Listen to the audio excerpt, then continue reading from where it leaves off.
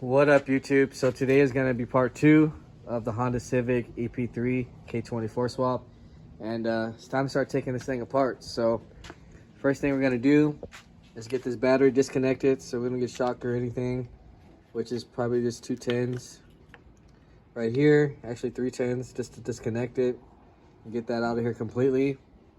We're gonna have to get this bar out of here as well, and then we're gonna get to the covers, or at least this cover right here, so we can get to throttle cable, all kinds of little stuff we got to get to actually. So I'm gonna kind of go over this video a lot quicker because we got to get this car out of here and running before hopefully Tuesday. So a lot of little stuff we got to get going. I'm gonna take the intake off, take this cover off, and then we'll get to, well, and just to get this off, we still have to take this off. So 3 14s on each side, take the bar out, and then we got 2 8mm. We'll disconnect the harness, and from there we will see what else we got to do. All right, so we got the strut bar off with the 3 14s on each side, and then I took off the battery, of course, 2 10s, 3 10s actually, and I got the cover off. So 2 10s off of that, pretty simple. Next thing we're going to be doing is get to the shift linkage. So we got 3 12mm right here.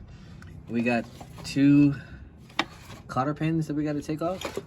And then I kind of loosened this up, so I might as well take this out. Get this out of the way. This is from the stock air box, but I think it still brings in fresh air to the intake since it is kind of hot soaked right there. So this is still good to keep. Next thing we're gonna do, like I said, we're gonna get the shift cables done, and then I'll disconnect the slave cylinder, 2 12mm bolts right there. Go ahead, disconnect this plug right here. This is the ground. Just wiggle that off. I'll wiggle that off in a minute. Anyways, there's a ground right here, 10mm on the transmission. We'll get that off. 10mm right here. We'll take that off. So we'll have 2 grounds, the slave cylinder and the shift cables, and then I'm gonna go ahead and take off the throttle cables, 2 10s right here, and then we'll slip those out, and then we'll come back and see what we gotta do next.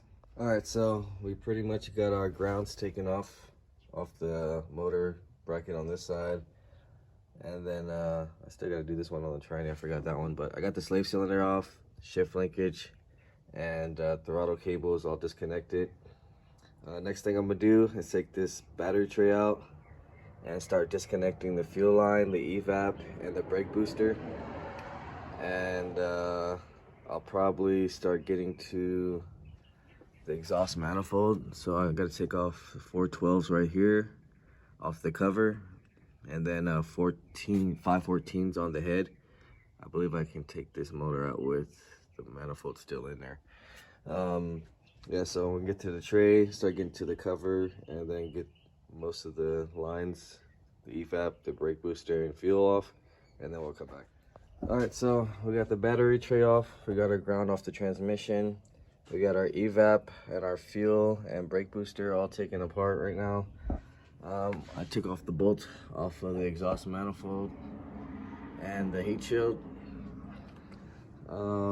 Next thing we're gonna be getting to is probably taking this bumper off so we can get to the T-bar, and then we'll start disconnecting the ECU.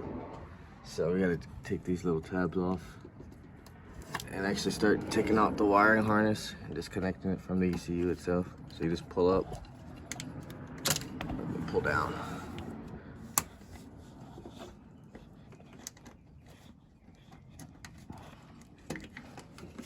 All right, and then behind this little rubber shield,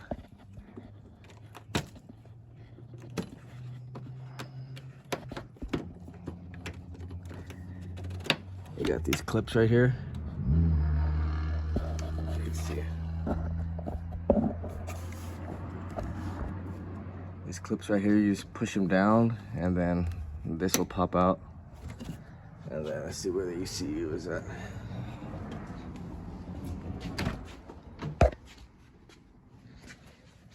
Probably can't really see it, but I'll probably have to get some light in here and show you guys how to take out the ECU. But we're gonna get that taken out and the wiring harness pulled out. And yeah, we'll take the bumper off and get to the T-bracket, and then we'll come back. All right, so we got the T-bracket off so far. I mean, there's a couple 10s. There's 3 10s on this side, 3 10s on this side, and then I took the brackets off the condenser, which is another 2 10s, and then disconnected the harness from off of the T-bar. So this can be out the way. I'm gonna just start disconnecting the AC. There's a 10 millimeter right here and a 10 one at the bottom, and then we can get the condenser out. And then we can start disconnecting the fans, just the clips right here. I got the engine harness disconnected from the ECU. There's 3 10s holding up the ECU, and then these 3 plugs, which is a C101 and A and B connector. So that's pretty much ready to go. Next thing we're going to be getting to is probably jacking the car up and start taking the axles out and the half shaft, and pretty much get everything from the bottom ready, so we can after that then we can get the coolant drained and hopefully start getting this motor out of here. So I'm gonna get to the condenser and we'll start getting to the axles, and then we'll come back and see what we're gonna do next. All right, so we're back now. We got the axles taken off, which is just a 32 millimeter and then 17 at the bottom. And we drained the fluid out of the transmission. I also took off the cat converter right now so that the manifold can slide back and we can get the motor out a lot easier. Next thing we're probably going to be doing is getting to the radiator hose. We're going to drain the radiator first, and then we got upper and the bottom hose. And then we got the rear heater hoses right here.